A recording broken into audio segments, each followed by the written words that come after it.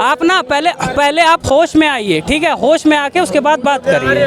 हाँ, मुंह धो के नहीं, होश में आइए, पहले नींबू चाट के आइए, नशा उतरेगा तब आइए। नरेंद्र मोदी की जो सरकार है उसने डेवलपमेंट का बहुत बढ़िया काम किया है। तो ये कांग्रेस सरकार सत्ता में आई सन 1947 के पहले देश में झगड़ा लगा है। इसके पहले सब हिंदू मुसलमान थे, दो ही भाग थे। बाद में ओबीसी, एससी, एसटी, फल्ला ढिमका, ऊंचा नीचा, ये सारे काम कांग्रेस ने करके देश को कबाड़े में फंसा रखा है। और नेहरू जी वही गलती किए थे, जो यूएन में जगह नहीं बनाया और उसको वीटो पावर मिल गया, इंडिया को नहीं मिला। वो किसकी देन है? वो भी कांग्रेस की देन है। तो कांग्रेस की नीतियाँ स्पष्ट रही होती तो आज ये दिन नहीं भुगतने पड़ते। कांग्रेस की वोट बैंक सिकुड़ गई है। यदि 9 सवाल अपने ऊपर उठा लिए होते, 9 किस कारण से हम जो है उल्टे हो गए, ठीक है, उसके ऊपर सोच लेते तो शायद कुछ विकास होता। नमस्कार, पब्लिक पॉइंट ऑफ व्यू देख रहे हैं आप और मैं हूं आपके साथ सुमित कुमार सिंह। नरेंद्र मोदी सरकार को आज पूरे 9 साल हो चुके हैं। जनता इस 9 सालों के काम को कैसे देखती है, हम यहाँ लोगों से बात करेंगे दिल्ली के चांदनी चौक में। अंकल जी, कैसे देखते हैं इस 9 साल के काम को? आज नरेंद्र मोदी को पूरे 9 साल हो गए हैं। 26 मई 2014 को शपथ ली थी उन्होंने। नरेंद्र मोदी का कार्यकाल बढ़िया रहा और मेरा अपना मानना है कि काम तो बहुत हुआ यार। काम गिनाऊं कि ऐसे कह दूं? नहीं, बताइए, काम बताइए, क्योंकि हमें लोग मिलते हैं कहते हैं काम हुआ है, पर प्रदेश के प्रयागराज से बिलोंग करते हैं, चांदनी चौक में रहते हैं। मैं तो भाई इस बार अपने गांव में गया तो मेरा पूरा गांव बदला हुआ नजर था। दरवाजे पर घर के सामने लाइट, घर भर रोड। और अभी उन्होंने एक अभियान चालू किया है कि गांव में जो छोटे मोटे झगड़े हैं उनको भी ख़त्म करने के लिए।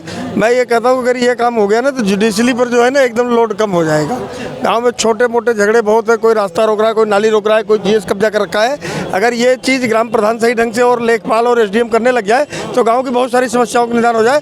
कुछ समस्याएँ तो थाने में ही अटकी रहती है, कंप्लेन होती है तो थाने वाले रिपोर्ट ही नहीं देते। जरा ये सब चीज़ें सख्त होंगी तो काम बढ़िया होगा। बाकी मेरा अपना ख्याल है कि नरेंद्र मोदी की जो सरकार है उसने डेवलपमेंट का बहुत बढ़िया काम किया है। चाहे नफरत की बात करते हैं, राहुल गांधी कहते हैं नफरत फैलाई है इस सरकार। जानते हैं उन्होंने, राहुल गांधी ने 60 साल जो राजनीति किया ना वो इसी चीज़ की किया। एक तरफ वोट बैंक बचा के बैठे रहना। बताइए, जब देश आज़ाद हुआ, धर्म के आधार हुआ तो आपको वक्फ बोर्ड बनाने की जरूरत क्या थी? तो आपने हिंदू बोर्ड क्यों नहीं बनाया? जनता तो सबकी एक समान थी ना। अरे सिख बोर्ड भी बनाना चाहिए था, ईसाई भी बनाना चाहिए था, मुस्लिम बोर्ड बना क्यों छोड़ दिया? और ऐसा लग रहा है जैसे धर्मशाला है तुम्हारे इस देश की, जहाँ चाहो वहाँ वक्फ बोर्ड दे दो। क्यों दे रहे हो? क्यों दे रहे हो साहब? अरे नियम कानून से तो बहुत सारे दलित गांव में पड़े हैं जो भूमि में, उनको क्यों नहीं दे रहे हो? देना चाहिए ना। बहुत सारे लोग ऐसे हैं कि देखो, ये कांग्रेस सरकार सत्ता में आई सन 1947 के पहले देश में झगड़ा लगा है। इसके पहले सब हिंदू मुसलमान थे, दो ही भाग थे। बाद में ओबीसी, एससी, एसटी, फल्ला ढिमका, ऊंचा नीचा, ये सारे काम कांग्रेस ने करके देश को कबाड़े में फंसा रखा है। ये बात तो मैं मानूंगा। अच्छा, विकास की बात आप कर रहे हैं, एक दूसरी तरफ कहते हैं कि सब कुछ बेचा जा रहा है। राहुल गांधी आरोप लगाता है कि सब कुछ बेचा जा रहा है। लाल किले के सामने खड़े वो कहते हैं कि लाल किला भी बेच दिया है सरकार ने और सरकार से कोई चीज़ संभल नहीं रही। चाइना से बहुत डरते हैं नरेंद्र मोदी। ऐसा है कि चाइना वाइना से तो केवल मुझे लगता है कि कांग्रेस ही डरती थी, क्योंकि मुझे खूब याद है 95 में पी चिदम्बरम साहब एक विमान उड़ाए थे ओल्डी में। एक ही बार गया, दोबारा चाइना ने आग दिखाया तो गया नहीं। और मोदी जी उसी ओल्डी के पास जाकर के उन्होंने पुल बना दिया। तो डरता कौन है ये बताओ, पहली चीज़। दूसरी चीज़, ये जो राहुल गांधी है ये आज से नहीं, ये कांग्रेस चाइना की चमचागिरी बहुत शुरू से किए थे। उसी के चक्कर में आप यूएन में आपको जगह नहीं मिल पा रही है, आज भी नहीं मिल पा रही है। और नेहरू जी वही गलती किए थे, जो यूएन में जगह नहीं बनाया और उसको वीटो पावर मिल गया, इंडिया को नहीं मिला। वो किसकी देन है? वो भी कांग्रेस की देन है। ये देश का बंटवारा हुआ वो किसकी देन है? क्या बंटवारा करने की जरूरत थी? फिर तुमने बंटवारा किया, फिर झगड़ा लगा दिया। क्यों लगा दिया साहब? जब बंटवारा हुआ तो क्लियर कट होना चाहिए, धर्म के आधार पर हुआ तो फिर यहाँ क्यों रखा? ये कांग्रेस की जो पॉलिटिक्स है दो मुही है। जब कांग्रेस सत्ता में थी ना, कश्मीर इनके हाथ से गया। दुनिया का पहला गृह मंत्री था मुफ्ती मोहम्मद शहीद। और जब वो सत्ता में आया तो कांग्रेस से हिंदू भगाए गए। कांग्रेस की सत्ता थी, किसकी थी उस टाइम? मुफ्ती मोहम्मद उस टाइम, लेकिन भगाए गए। ये महबूबा मुफ्ती जिसकी नानी बनी बेटी है, बंगाल को संरक्षण उन्होंने दिया, कर्नाटका को, केरला को संरक्षण उन्होंने दिया। आज वही तो सारी दुनिया भुगत रही है। आप ये बताइए ना, इसकी जो नीतियाँ रही है ना दो मुही रही है कांग्रेस की। स्पष्ट नीतियाँ नहीं थी। कांग्रेस की नीतियाँ स्पष्ट रही होती तो आज ये दिन नहीं भुगतने पड़ते। कांग्रेस की वोट बैंक सिकुड़ गई है और भी कम होगी। वो कितना भी कर्नाटक तो जीत गई कांग्रेस। तो भाई देखो, ऐसा थोड़ी है कि हिंदुस्तान में 28 स्टेट है और जो आदमी 70 साल सत्ता में रहा वो 5 स्टेट में आ गया तो वो कोई लंबी चौड़ी बात नहीं है।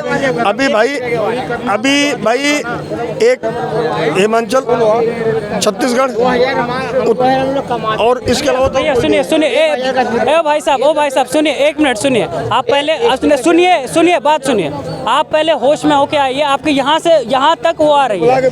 बंद मत कर। आप ना पहले आप होश में आइए, ठीक है? होश में आके उसके बाद बात करिए। हाँ, मुंह धो के नहीं, होश में आइए। पहले नींबू चाट के आइए, नशा उतरेगा तब आइए।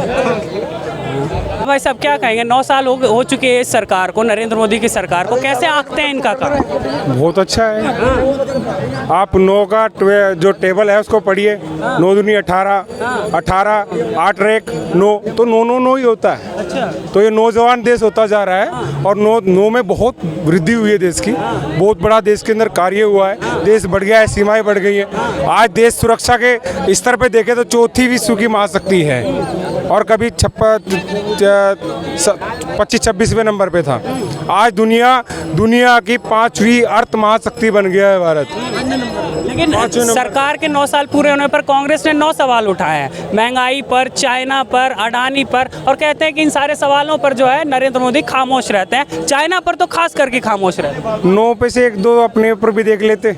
यदि 9 सवाल अपने ऊपर उठा लिए होते, 9 किस कारण से हम जो है उल्टे हो गए, ठीक है, उसके ऊपर सोच लेते तो शायद कुछ विकास होता। महंगाई तो बढ़ी है। क्या महंगाई तो बढ़ी है कि नहीं बढ़ी? बताइए जल्दी। भाई महंगाई एक बार बताओ, एक व्यक्ति अब से 9 साल पहले वो 300, 350, 400 रुपये कमाता था। आज वो व्यक्ति 500, 600, 700 रुपये कमा रहा है। तो क्या इनकम नहीं बढ़ी है? क्या इनकम नहीं बढ़ी है? क्या खर्चे भी तो बढ़े हैं, जिस तरह महंगाई बढ़ रही, खर्चे अब चलिए सुनिए आप एक सेकंड, एक मेरा सवाल सुनिए, उसके बाद आप कह रहे हैं 300 से आज 700 पर हो गया है, सिलेंडर 400 से 1100 का हो गया, तो महंगाई तो काफ़ी बढ़ी है, मतलब बहुत ज़्यादा। देखिए समझे नहीं है अब बात। आपको थोड़ा पीछे ले चलता हूँ। मेरे पिताजी के, मेरे दादाजी के समय में, उस समय 3 से 4-5 रुपए किलो घी मिलता था। व्यक्ति 2 से ढाई रुपये कमाता था दिन भर में, वो 3-4 दिन इकट्ठा करता था, अपना 1 किलो घी ले लेता था। आज व्यक्ति अब वही घी जो है 600 रुपये है, 800-900 रुपये, वो 2 दिन कमाएगा, घी ले लेगा, ठीक है। देखिए महंगाई क्या है कि लोगों की इनकम ना बढ़े तो गलत है। इनकम बड़ी है, इनकम के साथ ही बढ़ती है महंगाई। इनकम भी बढ़ रही है, बेरोजगारी भी सब बढ़ रही है।